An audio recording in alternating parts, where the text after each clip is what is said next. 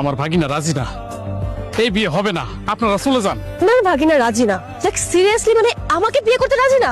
জি madam, আমি আমার ভাগিনার অনেক বুঝাইছি, সে কোনো মতেই আপনাকে বিয়ে করবে না, কারণ বড়লোক মেয়ের সে বিয়ে করতে চায় না। বড়লোক মানুষ তার হচ্ছে 2 চোখের শত্রু।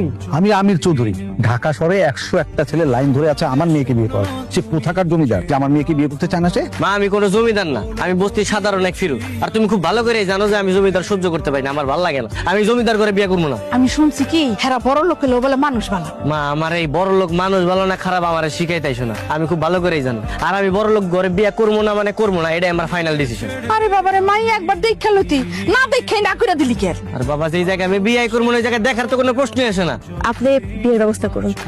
আমি কিভাবে ব্যবস্থা করব? আমার ভাগিনা গরিব মেয়ে বিয়ে করতে চায়। নো প্রবলেম, আমি নিজে গরিব সাজবো, সমস্যা নেই।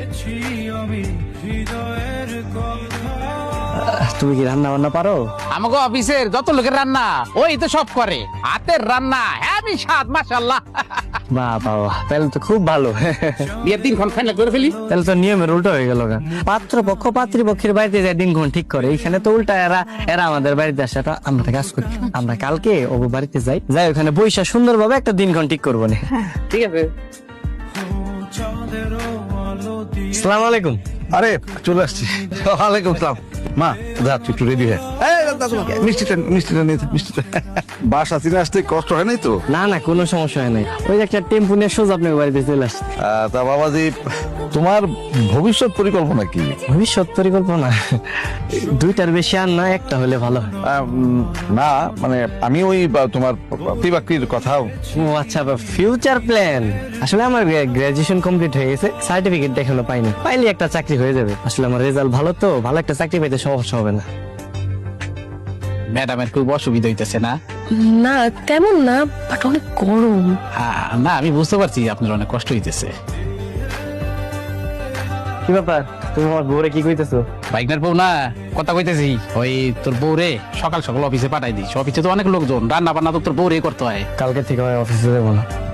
তুমি তোমার অফিসের বসে কই দিও চাকরিটা নোট করে দেয়। কি কি কইতেছেন আপনি? আপনি আগে নিজের পায়ে দাঁড়ান, মানে নিজে কিছু একটা করেন। যে পর্যন্ত না করতেছেন ওই পর্যন্ত আমি কাজটা করে যাই না, আপাতত থাকুক। আচ্ছা ঠিক আছে, তাহলে তুমি মন দিয়ে কাজ করো আর একটু নিজের যত্ন নিও। মা, তুমি তাহলে একটু দেখে রাখো যাতে ওর সাথে কেউ খারাপ ব্যবহার না করে। এটা নিয়ে কোনো টেনশন করিস না, আমি আছি না। এখানে তোমার লেগে অনেক জিনিস আছে। এই যে আলতা, তোমার পায়ে মাঝে মাঝে সুন্দর করে নাইকা দিন, খুব ভালো লাগবে। এটা হইতেছে গিয়া কাচের চুড়ি। আমার তো আর সোনার চুড়ি দেওয়ার সামর্থ্য নাই, তাই তোমার কাচের চুড়ি দিলাম।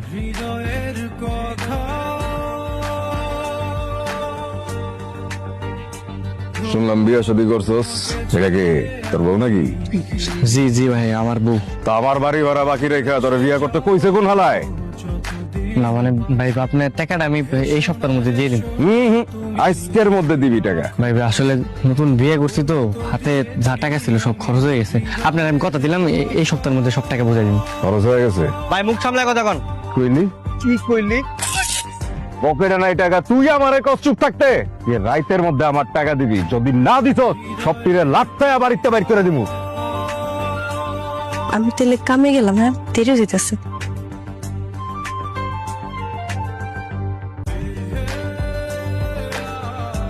কত বড় সাহস! হ্যাঁ, তুই এবার ঠোঁট নিয়ে কথা বলেছিস।